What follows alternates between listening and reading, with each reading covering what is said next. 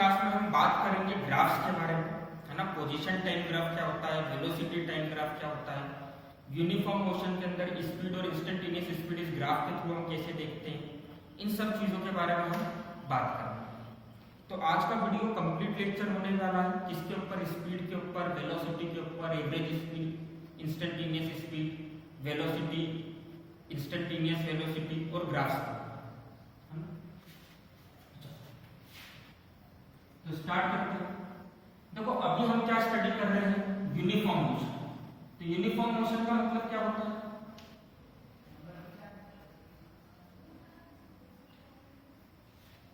Uniform motion का मतलब क्या होता है कि ऑब्जेक्ट क्या कवर कर रहा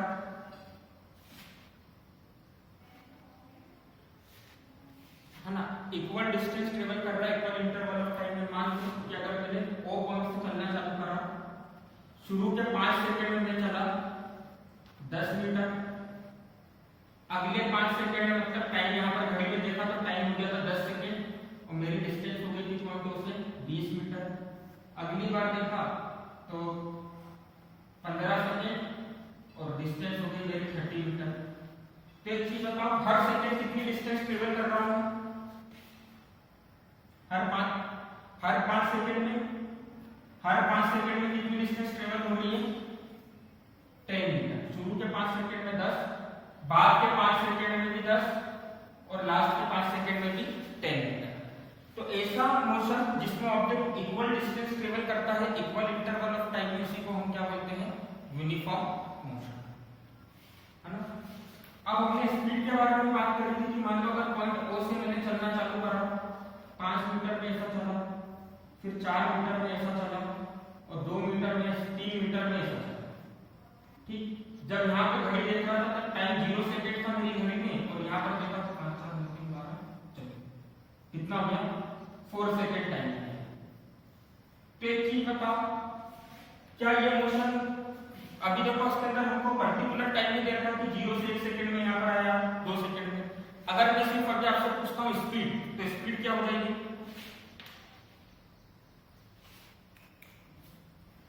स्पीड क्या होती थी, distance upon time, distance travelled by an object in per unit time. Unit time में मतलब 1 सेकंड में कोई ऑब्जेक्ट कितनी डिस्टेंस ट्रेवल कर रहा है उसको हम स्पीड बोलते थे। तो एक चीज बताओ, डिस्टेंस मतलब क्या होता है, लेंथ ऑफ एक्चुअल पाथ। तो 5 + 4 + 3 कितना हो जाएगा, 12 डिवाइडेड बाय 4 मतलब 3 मीटर पर सेकंड इसकी क्या होगी, स्पीड। अच्छा, अगर मैंने पॉइंट ओ और मेरी फाइनल डेस्टिनेशन वाले पॉइंट को मिला दिया, पॉइंट ए को, तो अब मैं क्या कैलकुलेट कर रहा हूं, डिस्टेंस की डिस्प्लेसमेंट, है ना। और चलो डिस्प्लेसमेंट मेरा ये आया 8 मीटर। तो अब बताओ मेरी वेलोसिटी कितनी होगी, वेलोसिटी क्या होता था, किसी ऑब्जेक्ट ने 1 सेकंड में कितना डिस्प्लेसमेंट कवर करा, तो वेलोसिटी क्या हो जाएगी,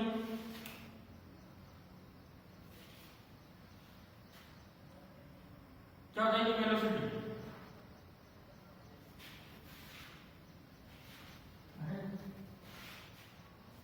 distance from initial point to final point. Shortest distance from initial point to final point is known as displacement. और वेलोसिटी क्या होता था, displacement in per unit time. तो डिस्प्लेसमेंट कितना है आपके पास में, 8 मीटर और टाइम कितना लगा आपको, 4। तो वेलोसिटी कितनी हो गई, 2 मीटर पर सेकंड। अब सबको पता है डिस्टेंस बड़ा होता है डिस्प्लेसमेंट से, हाँ, या डिस्टेंस और डिस्प्लेसमेंट एक दूसरे के इक्वल होंगे, पर कभी भी डिस्प्लेसमेंट डिस्टेंस से ज्यादा नहीं होगा, ठीक है। तो इसलिए वेलोसिटी हमेशा क्या होगी, या तो स्पीड के बराबर आएगी या स्पीड से क्या आएगी, छोटी आएगी। इतना रिकॉर्ड हो गया सबको, क्या क्या पढ़ा था हमने, है ना। अब मान लो हम एक एग्जांपल लेते हैं कि मान लो हमने हमारे घर की छत पे से एक पत्थर लिया ऐसा, या एक चौक लिया, उस चौक को क्या करा, ऐसा गिराया, ठीक। तो जब मैंने उस चौक को गिराया तो उस चौक का मोशन जो हो रहा था वो इस इक्वेशन के अकॉर्डिंग हो रहा था, a = 5t²। किसके अकॉर्डिंग हो रहा था,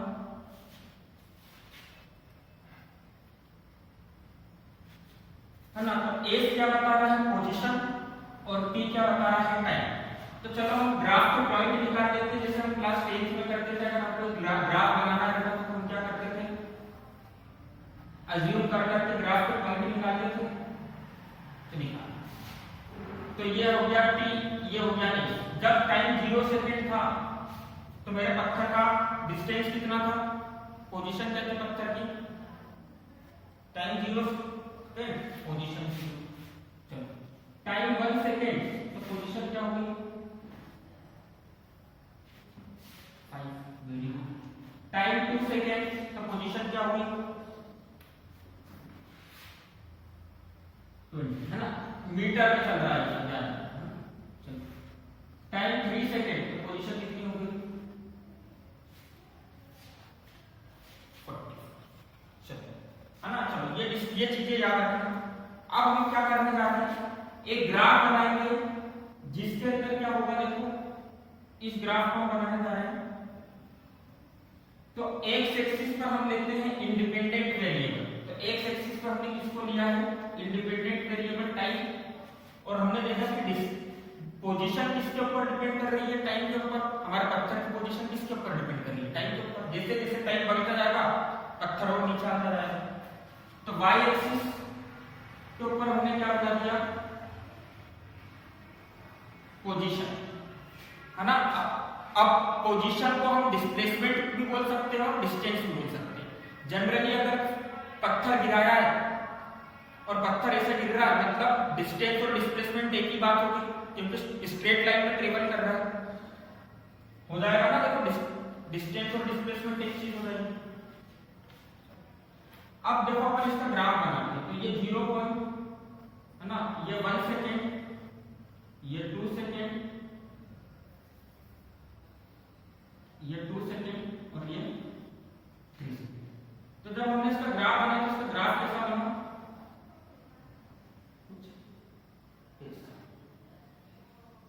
लीनियर नहीं बन रहा है। ग्राफ कैसा बन रहा है, दिख रहा है ग्राफ कैसा बन रहा है, कर्व बन रहा है ना। ग्राफ कैसा बन रहा है,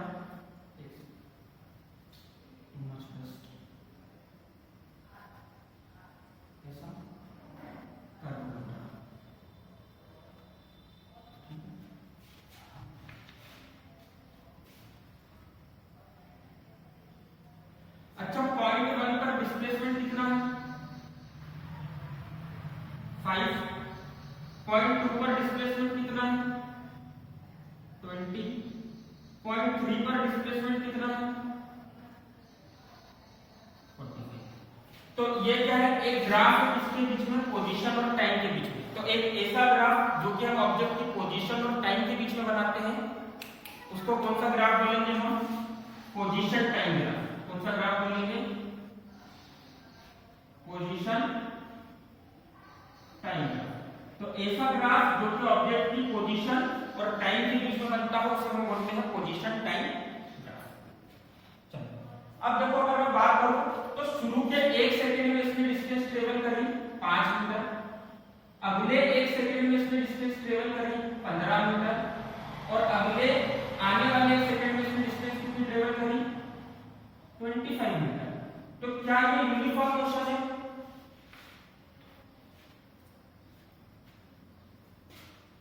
क्या ये यूनिफॉर्म मोशन नहीं है ना। अभी हम पोजीशन टाइम ग्राफ समझे, तो ये यूनिफॉर्म मोशन नहीं, क्योंकि हर सेकंड इसकी डिस्टेंस चेंज होगी। मतलब शुरू के 1 सेकंड के लिए इसकी स्पीड थी 5 मीटर पर सेकंड, अगले 1 सेकंड में इसकी स्पीड हो गई 15 मीटर पर सेकंड, और उसके बाद के 1 सेकंड में इसकी स्पीड हो गई 25 मीटर पर सेकंड। ये तो समझते हो ना।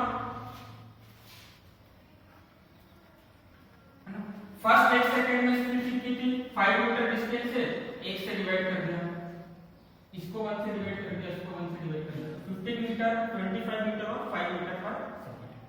चलो अब अगर मैंने आपको बोल दिया कि मुझको एवरेज स्पीड निकाल कर बताओ, किसके बीच में, एवरेज स्पीड निकाल कर बताओ 1 से लेकर 3 सेकंड के बीच में, 1 से लेकर 3 सेकंड के बीच में। तो हमने यहां पर क्या बात करनी है आपसे, एक इंटरवल ऑफ टाइम की बात कर ली, 1 से लेके 3 सेकंड, एक टाइम का लंबा इंटरवल है या नहीं, है ना। तो अगर इंटरवल ऑफ टाइम की बात कर ली तो एक चीज बताओ, यहाँ पर कोऑर्डिनेट क्या होंगे, पॉइंट 3 के कोऑर्डिनेट होंगे आपके 3 सेकेंड 45 और यहाँ के कोऑर्डिनेट क्या होंगे 1,5। चलो अभी हम डिस्टेंस अभी हम एवरेज स्पीड निकाल रहे हैं किससे, हमारे पुराने फॉर्मूले से, जो कि क्या होता था, total distance upon total time. तो मैंने आपसे पूछा एवरेज स्पीड पूछी मैंने आपसे 1 से 3 सेकंड के बीच में, किसके बीच में 1 से 3 सेकंड के बीच में, तो है ना एवरेज स्पीड पूछी। तो टोटल डिस्टेंस क्या होगी, 1 से लेकर 3 सेकंड बीच में डिस्टेंस क्या होगी, 1 से लेकर 3 सेकंड के बीच में कितनी डिस्टेंस ट्रेवल करा। देखो जब 1 सेकंड हो गया था वो 5 मीटर आगे आ गया था और 3 सेकंड पर कहां पर गया 45 मीटर, तो टोटल कितनी डिस्टेंस ट्रेवल करा, कैसे 35 मीटर। बात सुनो मेरी, 1 सेकंड जब कंप्लीट हुआ था तो वो यहां पर था मतलब 5 मीटर चल चुका था, जब 3 सेकंड कंप्लीट हुआ तो वो कहां तक पहुंच गया 45 मीटर। तो 1 से 3 सेकंड के बीच में कितनी दूर गया, गलत बात, बहुत गलत बात, 40 मीटर बोल, 40 मीटर बोलो ना, सही तो है 40 मीटर। कैसे 40 मीटर गया, अरे शुरू के 1 सेकंड में तो देखो ये यहां तक आ गया था, शुरू के 1 सेकंड में ये 5 मीटर चल चुका था और हमको 1 से 3 सेकंड के बीच की डिस्टेंस फाइंड करनी है, मतलब यहाँ पर 45 है और ये इतना 5 है, तो बची हुई कितनी हो जाएगी, है ना। तो फॉर्मूला याद करो, टोटल डिस्टेंस क्या होता था y2 minus y1, total distance उसको हमने लिखा delta s upon delta t, ये लिखते थे total distance upon total time, याद करो। तो टोटल डिस्टेंस क्या हो जाएगा, 3 सेकंड पे जो डिस्टेंस है मतलब s3 माइनस 1 सेकंड पे जो डिस्टेंस है s1 डिवाइडेड बाय टाइम जो है 3 सेकंड पे और टाइम है सेकंड, है ना। तो s3 कितना हो गया 45, s1 कितना हो गया 5 डिवाइडेड बाय 3 माइनस 1 मतलब 40 डिवाइडेड बाय 2 20 मीटर पर सेकंड। एवरेज स्पीड क्या निकल कर आ गई। अब अगर आप इस फॉर्मूले को ध्यान से देखो तो ये क्या लिखा हुआ है, ds बाई dt में ये क्या लिखा हुआ है, रेट ऑफ चेंज लिखा हुआ है, एवरेज रेट ऑफ चेंज, मतलब ग्राफ पे स्लोप लिखा हुआ है, क्या लिखा हुआ है, एवरेज रेट ऑफ चेंज। क्या हो गया, आउट ऑफ रन करा। बेसिकली ये फॉर्मूला क्या लिखा हुआ है, एवरेज रेट ऑफ चेंज लिखा हुआ है। याद करो वो स्लोप वाली वो वाला स्लोप वाला लेक्चर के अंदर जो आपने नोट्स बनाए थे उसको पलट कर देखो। रेट ऑफ चेंज अपन ऐसे निकालते थे tan theta perpendicular upon base, यहां पर y होता था, यहां पर x होता था, तो यहां पर y2 माइनस y1 और यहां पर x2 माइनस x1 आता था। इसका मतलब आपको जब भी एवरेज स्पीड निकालनी है तो आपको जो भी दो पॉइंट दे रखे हैं, जो भी दो पॉइंट दिए हुए हैं उन दोनों को क्या करो, एक स्ट्रेट लाइन से ज्वाइन करो और इस लाइन का क्या फाइंड कर लो,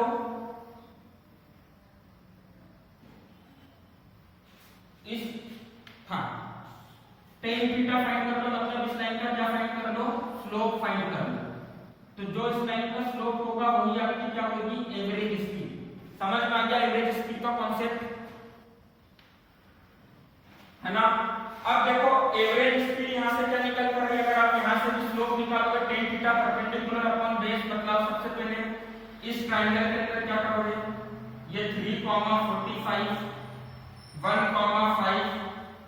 तो अगर आप जब ये चीज कैलकुलेट करोगे तो ये कितनी आ जाएगी 40 और ये कितना आ जाएगा यहां से यहां तक 2। आता है ना सबको कैलकुलेट करना। बचा हुआ 40। यहाँ से यहाँ तक 3 है, यहाँ से यहाँ तक 1 है, 3 माइनस 1 कितना हो गया 2। तो अभी की स्पीड कितनी आएगी 20 मीटर पर सेकेंड। अब देखो हमारे पत्थर को देखो, इधर जाए एवरेज स्पीड चाहिए 20 मीटर पर सेकेंड, पर हमारे पत्थर को देखो तो 1 सेकेंड से 3 सेकेंड के बीच में इसकी स्पीड 2 थी। एक बार इसकी स्पीड थी 15 मीटर पर सेकेंड, एक बार इसकी स्पीड थी 25 मीटर पर सेकेंड। बात समझ में आई? एक बार इसकी स्पीड थी 15 मीटर पर सेकेंड, एक बार इसकी स्पीड थी 25 मीटर पर सेकेंड। मतलब जो इसकी एक्चुअल स्पीड एवरेज स्पीड आ रही है 20 मीटर पर सेकेंड, एक्चुअल में ये स्पीड नहीं थी, कभी इससे ज्यादा थी कभी इससे कम थी। ठीक है, तो एवरेज स्पीड का पता, एवरेज स्पीड निकालने का पीछे का रीजन क्या है, क्यों हम एवरेज स्पीड फाइंड कर रहे हैं? सिंपल सा टाइम पता लगाने के लिए कि अगर मैंने मेरे घर की बिल्डिंग के ऊपर से ये पत्थर या इस चौक को नीचे गिराया तो ये चौक कितनी देर में जमीन से टकरा जाए, तो वो पता लगाने के लिए हम क्या कर रहे हैं, सिर्फ एवरेज स्पीड फाइंड कर रहे हैं। ठीक है, तो अगर कोई आपसे पूछता कि एवरेज स्पीड का है ना, सुन लो, अगर कोई आपसे पूछता कि एवरेज स्पीड का कैलकुलेशन क्यों करा जाता है, तो आपको क्या कहना है, जब बड़ी डिस्टेंस होती है तो टाइम का पता लगाने के लिए हम किसका कैलकुलेशन करते हैं, एवरेज स्पीड का। ठीक है, अच्छा अभी मैं इस ग्राफ को वापस बनाता हूं। चलो इतना समझ में आ गया सबको, है ना? देखो आज की क्लास में बहुत सारी चीजें पढ़ी हुई हैं, तो नोट्स में बाद में लिखना, इसका डायरेक्टली स्क्रीनशॉट ले लिया। स्क्रीनशॉट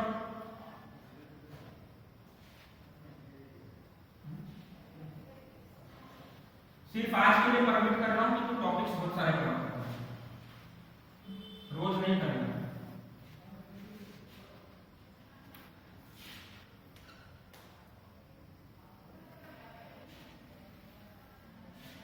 कैसा ग्राफ बना था हमारा, कुछ ऐसा।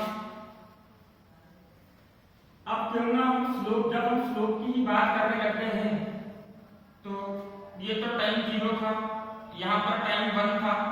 अच्छा, जिस पॉइंट पे टाइम 1 था उसको मैं बोल दूं ग्राफ पे पॉइंट 1, जहां पे टाइम 2 सेकंड था उस पॉइंट को मैंने बोल दिया ग्राफ पे टाइम 2, और जहां पर टाइम 3 सेकंड है उसको मैंने बोल दिया पॉइंट 3। इतना क्लियर है सबको?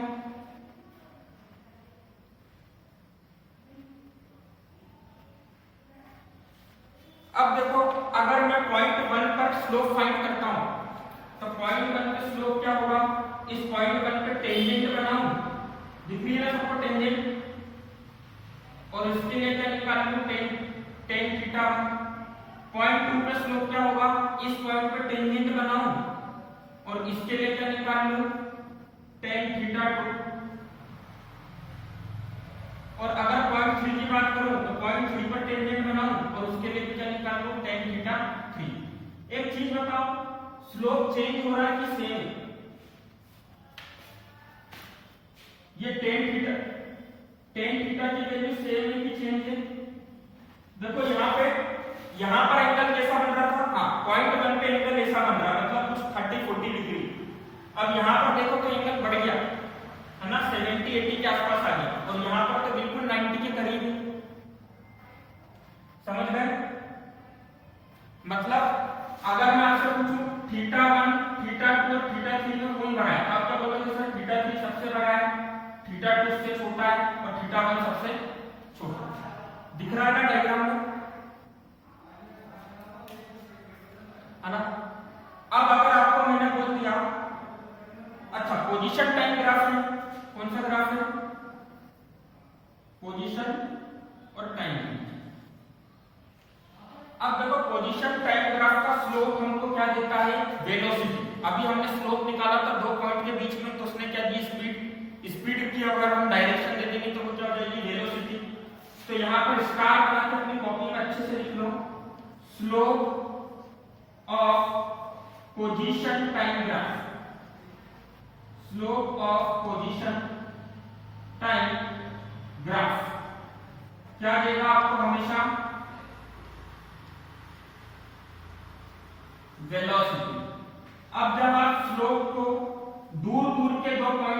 निकालोगे तो वो एवरेज वेलोसिटी दे देगा, और जब आप स्लोप फाइंड करोगे बिल्कुल करीब के 2 पॉइंट के लिए तो वो आपको क्या दे देगा, इंस्टेंटेनियस वेलोसिटी देगा। ठीक है, इतना समझ में आ गया।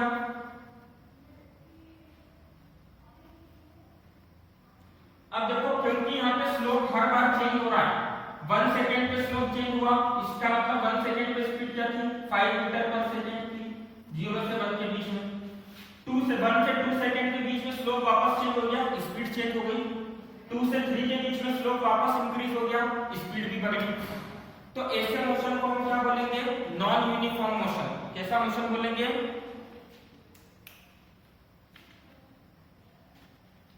है ना।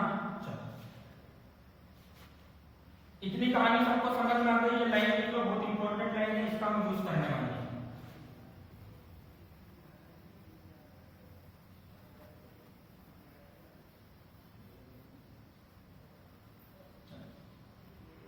अब मेरे को किसी ने बोला आपकी क्लास में से, मान लो को आयुष ने बोला, है ना, आयुष गुर्जर ने मेरे को बोला कि sir time equals to 2 second पर इस पत्थर की क्या, या जो आपने इस चौक को गिराया खिड़की छत पे से, इसकी वेलोसिटी क्या होगी।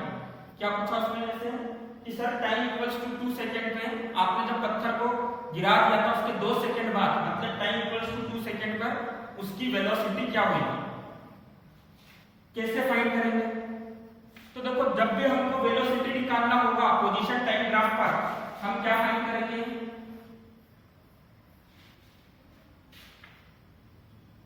क्या फाइंड करेंगे, स्लोप। अब देखो स्लोप का मतलब क्या होता है, स्लोप का मतलब क्या होता है, एक्स एक्सिस की पॉजिटिव डायरेक्शन से क्या निकाल लो, इंक्लिनेशन का tan थीटा। जो भी एंगल बन रहा है एक्स एक्सिस की पॉजिटिव डायरेक्शन से उसका क्या निकाल लो, tan थीटा। तो मैंने पॉइंट 2 पर क्या बनाया, एक टेंजेंट बनाई, और इसका मैं tan थीटा निकालने जाऊंगा। तो यार एक चीज बताओ, tan थीटा निकालने के लिए तो मेरे को ट्रायंगल की जरूरत है। tan थीटा निकालने के लिए किसकी जरूरत है, मेरे को ट्रायंगल की। पर क्या यहाँ पे ट्रायंगल बन रहा है, सोच के बताओ, यहाँ पे ट्रायंगल बन रहा है, क्या दिख रहा है, क्या ट्रायंगल किसी को बनता हो, नहीं बन रहा। तो इस समस्या को कैसे सॉल्व करा था, इस प्रॉब्लम को कैसे सॉल्व करा था, तो इस प्रॉब्लम को हमने सॉल्व करा था इंस्टेंटेनियस स्पीड के या इंस्टेंटेनियस वेलोसिटी के कॉन्सेप्ट से, जिसको हम डिफरेंशिएशन का कॉन्सेप्ट भी बोलते हैं, है ना। तो उसके लिए क्या करा था, देखो उसके लिए क्या करा हमने, पॉइंट 2 के बहुत करीब, पॉइंट 2 के बहुत करीब एक पॉइंट को कंसीडर करा। मान लो ये रहा, इस पॉइंट पर टाइम क्या हो रहा है, इस पॉइंट पर टाइम मान लो 2.0000001, मतलब टाइम क्या है 2.00001 सेकेंड। पॉइंट 2 पर डिस्प्लेसमेंट कितना है 20 मीटर। तो ये वाला जो पॉइंट है हमने जिसको बहुत करीब कंसीडर करा है, उसका डिस्प्लेसमेंट कितना होगा 20.000000001, मतलब बहुत पास में पॉइंट को कंसीडर करा। ऐसा नहीं करा कि एक पॉइंट को 1 सेकंड पे कंसीडर करा तो दूसरे को 3 सेकंड पे कंसीडर करा।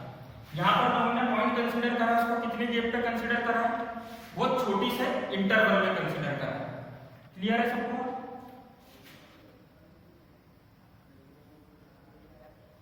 ये चीज समझ गए सब, है ना। अब जब मैं इस पॉइंट से टेंजेंट बनाऊंगा तो वो टेंजेंट इस पॉइंट के लिए भी रहेगा, जो नया पॉइंट हमने कंसीडर करा है, दोनों पॉइंट के लिए टेंजेंट है। तो अब मेरे को क्या मिल गया, देखो यहाँ पर अगर मैं इसको मैग्नीफाई करके बताऊं इस पोर्शन को, तो ये पोर्शन कैसा हो गया, यहाँ पर 2, यहाँ पर मेरा नया वाला पॉइंट जिसको मैंने व्हाइट कलर से दिखा दिया, ये क्या जा रही है टेंजेंट। तो देखो 2 पॉइंट मिल गए, और ये रही हमारी एक्स एक्सिस, तो ये क्या बन रहा है यहाँ पर tan थीटा, ठीक। यहाँ पर क्या बनेगा tan थीटा।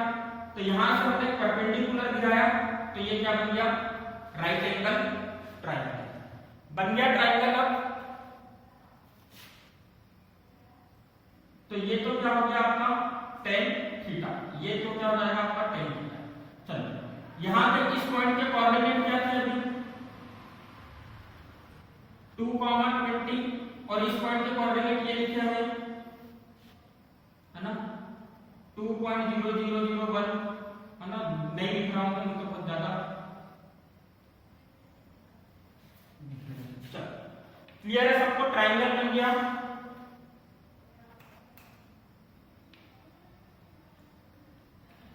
अब देखो यहां पर जो हम tan थीटा निकालेंगे तो tan थीटा क्या आएगा x2 y2 माइनस y1 मतलब s2 minus s1 upon t2 minus t1।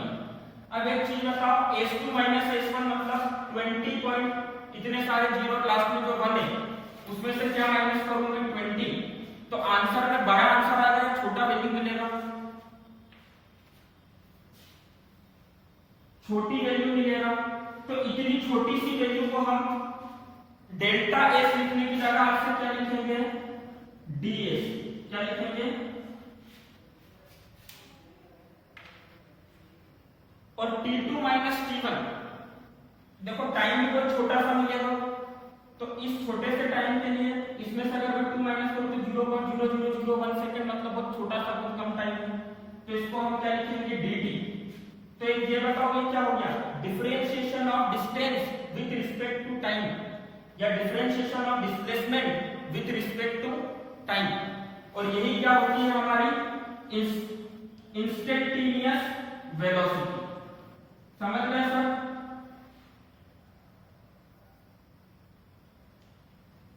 मतलब मेरे को किसी भी पॉइंट पर वेलोसिटी निकालनी है तो डिस्प्लेसमेंट की इक्वेशन क्या कर लूं इंस्टेंटेनियस वेलोसिटी निकालनी है तो डिस्प्लेसमेंट की इक्वेशन को क्या कर दूं डिफरेंशिएट कर दूं और उसमें टाइम की वैल्यू पुट कर करके मैं निकाल सकता हूं। इतना क्लियर है?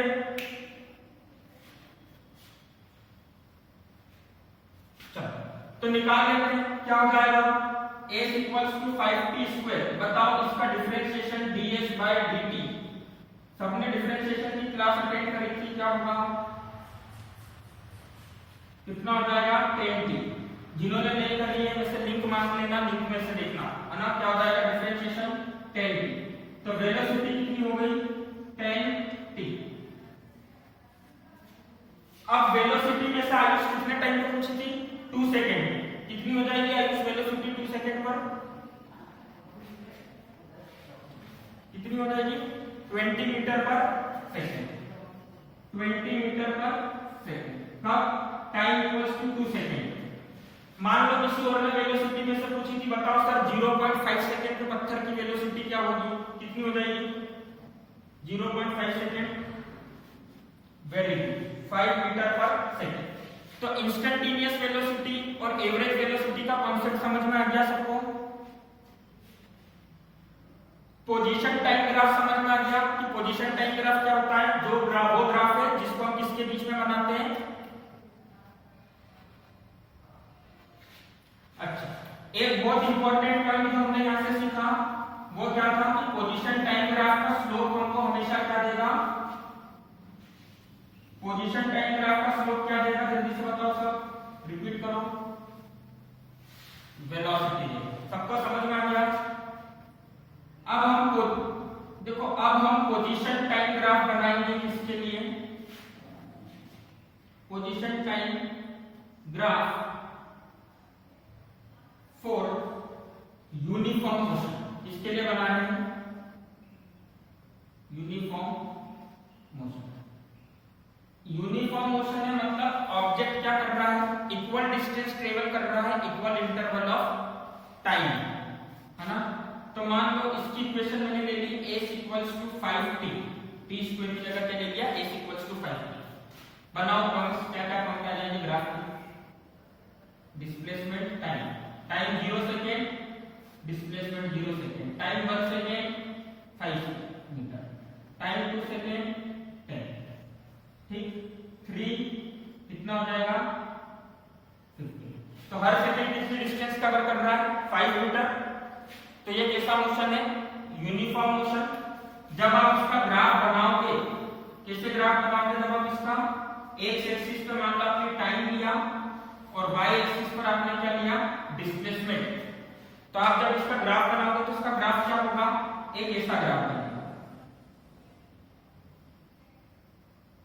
स्ट्रेट लाइन जो कि कहां से पास होगी, ओरिजिन से। स्ट्रेट लाइन जो कि है ना कहां से पास होगी, ओरिजिन से। तो देखो जब भी ऐसा ग्राफ बनता है ना, तो ऐसे ग्राफ को हम क्या बोलते हैं, स्ट्रेट लाइन का ग्राफ। और इसकी इक्वेशन होती है y = mx। इसकी इक्वेशन क्या होती है, तो देखो यहां पर y, तो y एक्सिस पर क्या आ गया, डिस्प्लेसमेंट, mx x एक्सिस पर क्या आ गया, टाइम। ठीक है, तो y की जगह पर डिस्प्लेसमेंट है, x एक्सिस की जगह पर टाइम है, और m की जगह पर क्या आ गया, 5। m क्या है, इस ग्राफ का स्लोप। m क्या है, इस ग्राफ का स्लोप है। तो देखो इस ग्राफ का स्लोप क्या आ रहा है, 5। आप किसी भी दो पॉइंट के लिए निकाल कर देख लो, हमेशा इस ग्राफ का स्लोप क्या मिलेगा, 5 मिलेगा। निकाल कर देखो, 0 से 1 सेकंड के बीच में स्लोप निकाल कर देखो क्या मिलेगा, क्या हो जाएगा, tan थीटा।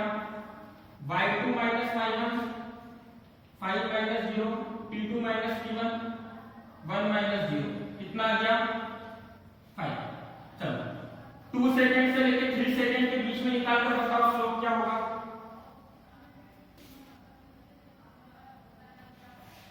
2 से 3 सेकंड के बीच में स्लोप क्या होगा,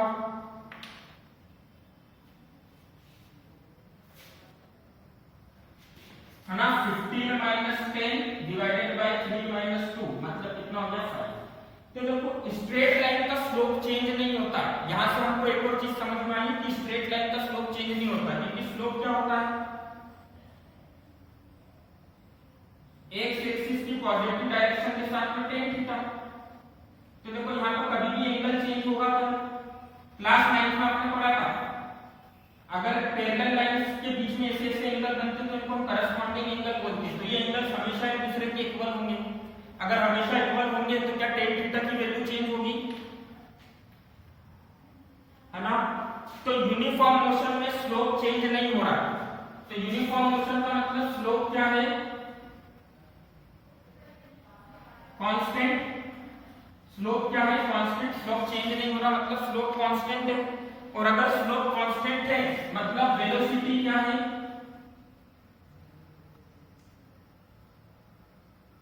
वेलोसिटी भी चेंज होगी क्या। आप 1 से लेकर 3 सेकंड के बीच में भी निकालोगे तो भी आपको 5 मीटर पर सेकंड मिलेगी, मतलब वेलोसिटी भी क्या है, कांस्टेंट है। अच्छा वेलोसिटी चेंज नहीं हो रही है तो एक्सेलरेशन कितना होगा,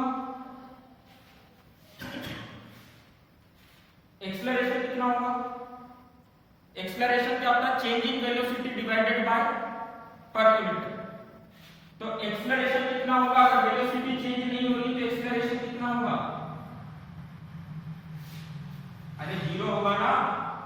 देखो पहले 1 सेकंड में वेलोसिटी 5 मीटर पर सेकंड थी, दूसरे 1 सेकंड में भी वेलोसिटी 5 मीटर पर सेकंड थी।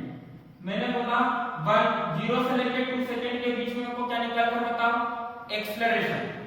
तो क्या लिखा आपने, 2 सेकंड पर वेलोसिटी 5 मीटर थी, 5 मीटर पर सेकंड थी, और 1 सेकंड में भी वेलोसिटी 5 मीटर पर सेकंड थी, डिवाइडेड बाय 2 - 1। तो ये तो 0 हो जाएगा ना।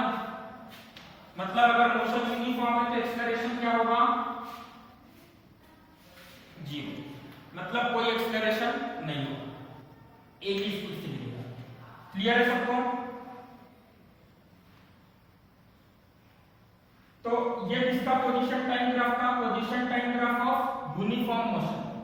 ठीक।